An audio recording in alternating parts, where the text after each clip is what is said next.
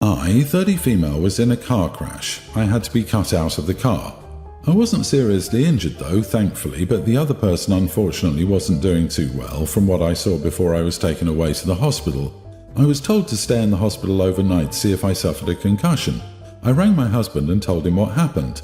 My mother-in-law got the two incidents mixed up when my husband dropped off our daughters, a young grammar schooler and a tween, at her house while he rushed to see me. She believed I wasn't going to make it. The following day, my husband brought our daughters to get me while I waited to be discharged. Upon seeing me, my youngest busted into tears and said, "I don't want you to die." I comforted her and said I'm not dying and I was very lucky. She then said Granny said she hoped I'd die so that my husband and the kids could come live with her. My husband and I were shocked and my older daughter confirmed she heard her say that. My husband said he was going to ring my mother-in-law. When he came back into the room, he looked furious. He didn't say anything until after we got home and he said mother-in-law denied it, but after he kept pushing, she admitted it but said she didn't mean it. I thought me and her were close, but I guess not. I'm incredibly hurt she would want that and said I wanted me and the girls to go no contact with my mother-in-law.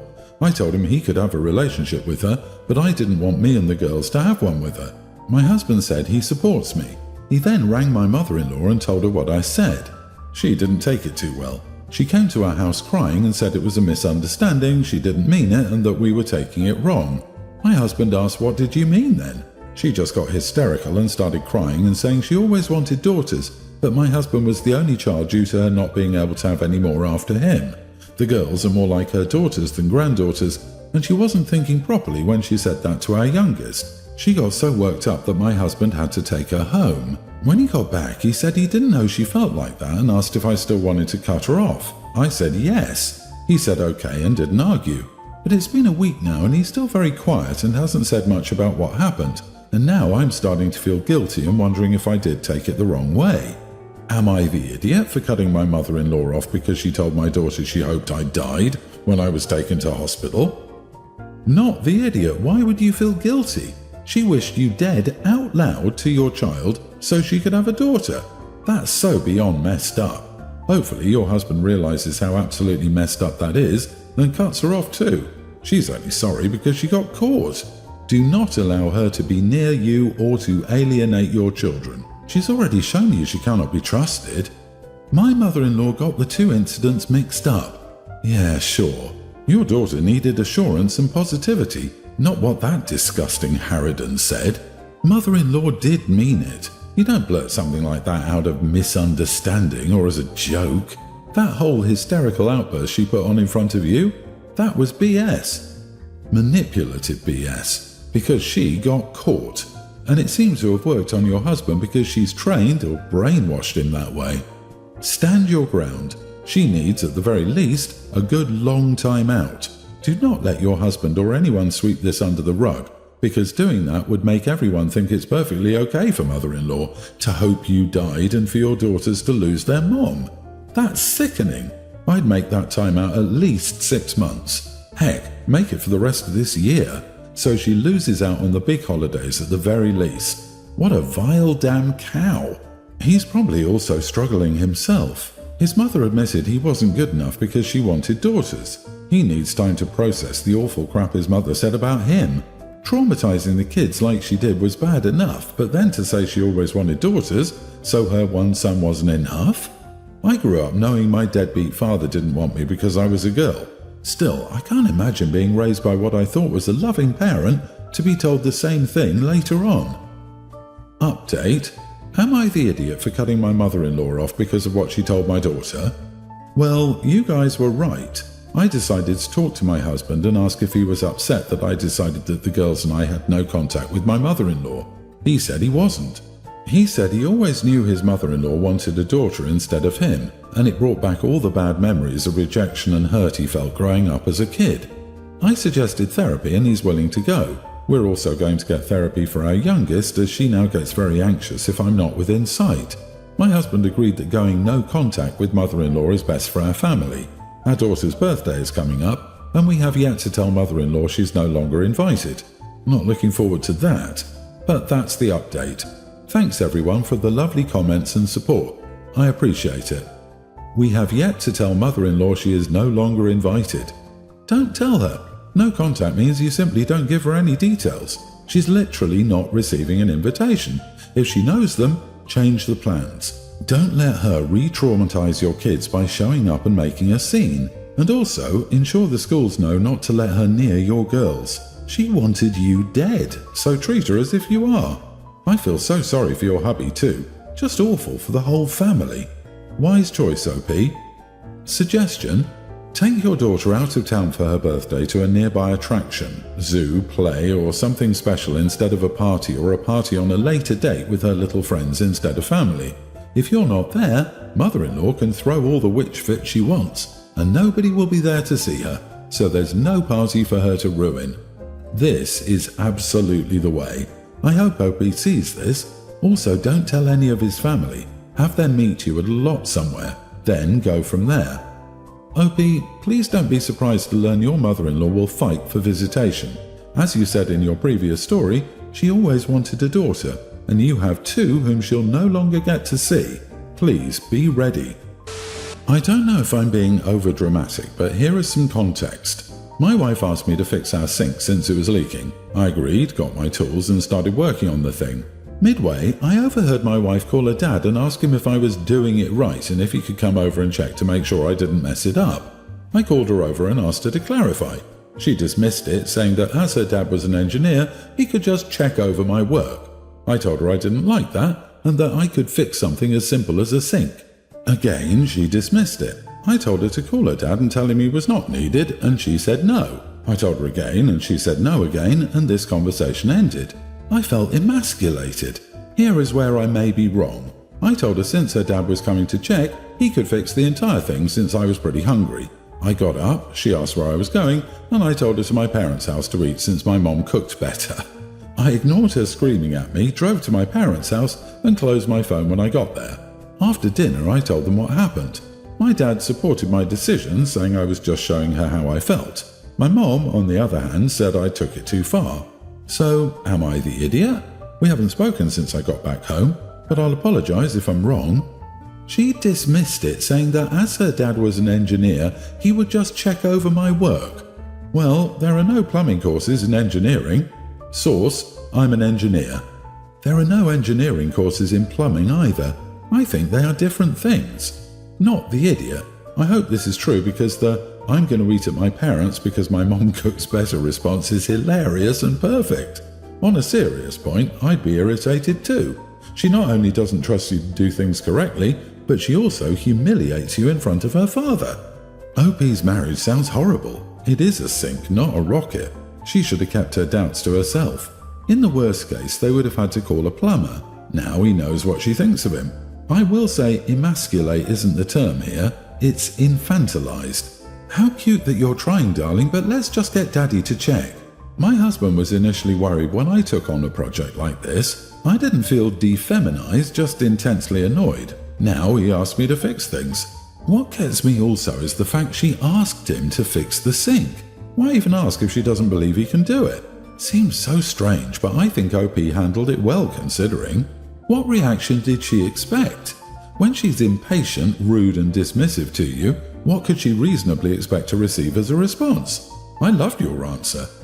Next time she starts to cook dinner, call your mom within earshot of your wife and ask your mom to come over to check that your wife is cooking the dinner the right way.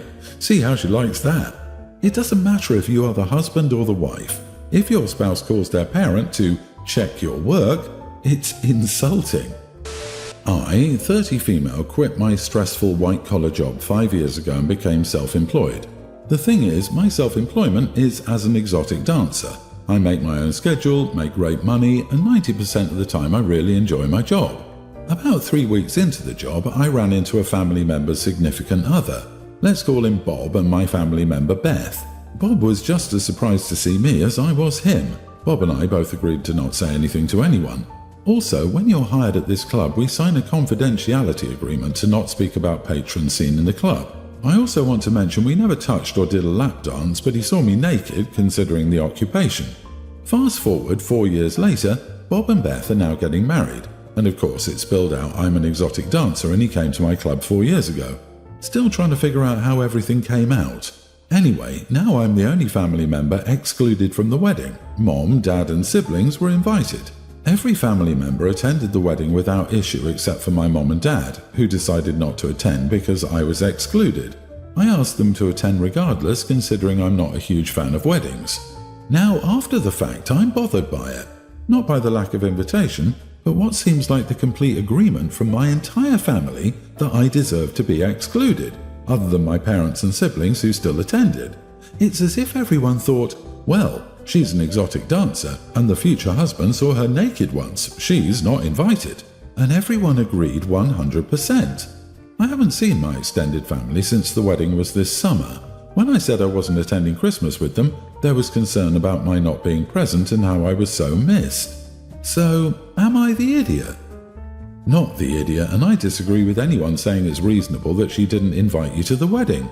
It's not reasonable because you're an exotic dancer, and it's not reasonable because of Bob's involvement.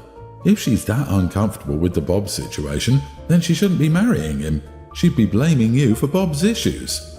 What, did the bride think you were going to peel it off on the dance floor at the reception? Strange how you get the cold shoulder for your work, however he doesn't for being a customer. Double standards at play here. An invite would have been nice, but what's nicer is your parents standing up for you. By the way, I know that a good exotic dancer can make real bank. I knew one once who worked as an insurance adjuster by day and put all of her club money into IRAs and other investment vehicles. I'm willing to bet she retired with a really good nest egg. Are you really surprised that someone who probably thought her precious boyfriend didn't go to places like these clubs not only discovered that he actually did go while they were dating, and on top of that they both know one of the dancers, didn't want said dancer at the wedding? They probably had a major fight over it when she found out, and it's not that big of a stretch to say they didn't want a reminder at their wedding. I'm guessing clubs were off limits to begin with, and once it became family gossip, they definitely didn't want it to be the primary thought on all minds. Joke's on them though. I'm guessing OP's profession is far more of a topic of conversation than their actual wedding. LOL. My female nearly adult dad got a once-in-a-lifetime job in another country. My mom died 4 years ago, so my options were to go with him or stay with my half-sister, 30, about half an hour away. I didn't want to leave during my senior year, so I'm staying with her. First, her house has 2 bedrooms and she has 3 kids, a toddler, a preschooler and a kindergartner, so I have to share a room with her and the toddler. The rooms in her house are a little small, so it's so cramped. She got me a loft bed because that's the only way she could fit a bed and dresser in the room for me. She also treats me like a kid's nanny. She works from home, but it's my job to pick up her kids from daycare, literally 4 blocks from her house. She could do it herself, and she expects me to watch them until she's done. I don't get paid for this. My dad pays her to take care of me. I've complained about it before, but she says I need to contribute if I want to live here, and my dad won't rent me my own place, so I'm kind of stuck here. I was trying to talk to my friend the other day, and her toddler was crying, and her other 2 were complaining that they were hungry and bored. I sent them all to their mom, and she brought them back to me and told me to change the baby's diaper, make a snack, and either take them to the playground across the street or play with them. I told her if she could get up to tell me what to do, she could make the snack and change the diaper, but she just handed the baby to me and walked away. When she was done, she came out and saw that they were watching Frozen, and she yelled at me for not doing what she said. I told her I'm not her kid's nanny and she needs to take care of her own kids, but she said if I don't help out, she'll call my dad and say this isn't working and I need to go. Am I the idiot for telling my sister to take care of her own kids? Edit, I can't move in with a friend's family. My dad doesn't want me to and has already told me he'll cut me off if I move out before college. The kid's father is in the military. He was deployed a couple of months before I moved in. My dad's paying for my college and getting me a house. If I do move out, I lose my car, credit card, college account, etc. Not the idiot, OP, but sigh, the only other option left for you is to move where your father is now residing. Your sister is already telling you that if you don't help her with childcare, then you have to go. I understand that you're upset and you definitely have the right to be, but you have no other options. Dad can step in and say free labour is not part of the deal. You can't just force free labour out of a kid when they're stuck living with you due to circumstances outside their control. However, it sounds like OP is relying on Dad for college money. If she moves out, she's on her own financially. Dad is in another country. What's he going to do? Call the cops if OP decides to move out to stay at a friend's for the rest of the school year. Try to put OP on a plane. I tell the sister to keep the rent money, stay mum about OP moving out, and find a friend to bunk with in exchange for chores. I bet childcare was part of the agreement. Whether it was adequately presented to OP or if she fully understands it is likely the bigger variable. But OP says Dad is only giving older sister a few $100s a month, essentially groceries and utilities, and older sister has to share her bedroom and have an extra body in her 2-bedroom that she also uses for work from home. Meanwhile, OP has a car and car insurance, a credit card, a future house, and a college fund from Dad. I'm betting the older sister only agreed to this living arrangement if it came with childcare help. My male 31 wife 30 has a friend, we'll call her Dana, female 34. They've been friends for a little more than 10 years, and it's important to note that the only friend Dana has is my wife. For the sake of the post, I'll call her Laura. Dana has always had difficulties making and keeping friends. This is because she's a classical one-upper. If you tell her about a vacation you enjoyed, she'll tell you it's nothing compared to her last vacation. You're going through a bad time? Well, it's nothing compared to what she's going through and stuff like that. Since her only friend is Laura, I got to hang out with her a lot. I don't like her and don't consider her a friend, but I am civil to her. Laura has tried to integrate Dana into another group of our friends for a few years now, but it's not going well. The breaking point was one night when we were drinking and a friend opened up about losing a beloved pet. Dana responded by saying it was nothing compared to when she lost a blouse her mother had given her last year. After that, some people wouldn't hang out as she was coming. Now, to the issue. We're planning a week-long camping trip with 2 more friends and their spouses. Of these friends, only one has met Dana. Laura thinks this might be a good chance for Dana to meet new people, so she suggested we invite her. I was obviously against it. I get tired just imagining a week with her, and I told her so. She knows I'm not a fan of hers, but is hoping I will help her improve her social skills. But our vacation should not be her opportunity. We fought a little and didn't solve anything. Here's why I think I could be an idiot. I continued planning the trip, and every time Laura told me to invite Dana, I would just tell her I'd do it once all was set up. I had no intention of doing so. Anyway, the trip is a few weeks away, and last Saturday the cat was out of the bag about me not wanting Dana to come. Laura argues that being annoying is no reason to exclude her, and if she needs to improve her social skills, we should be helping her. I obviously disagree, but I've never seen Laura this angry, so I'm doubting myself. So, am I the idiot? Not the idiot. There's one-upmanship, and then there's being completely tone deaf. Jesus, time for your wife to give up trying to force this woman on people. Why ruin 4 people's week for one person who sees it as a week-long competition? Ask your wife why she's pushing so hard. It makes no sense. Is this one person really so much more important than the rest of the people, including you, having a good time? Does your wife find her funny or a project to work on?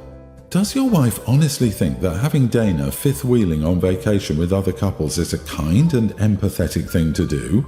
Your wife has no right to insist on other people suffering from Dana's behavior or participate in improving her social skills. What a lot of nonsense. However, please grow a spine and tell your wife Dana is not invited. You can't help someone who is self-absorbed and tone-deaf to become socially aware. You're completely wasting your time, OP. While I understand why you did what you did, you didn't need to do that. You should have made it clear to your wife that you're not spending a week with this woman, period. I don't think I can spend a day with someone like her, let alone a week.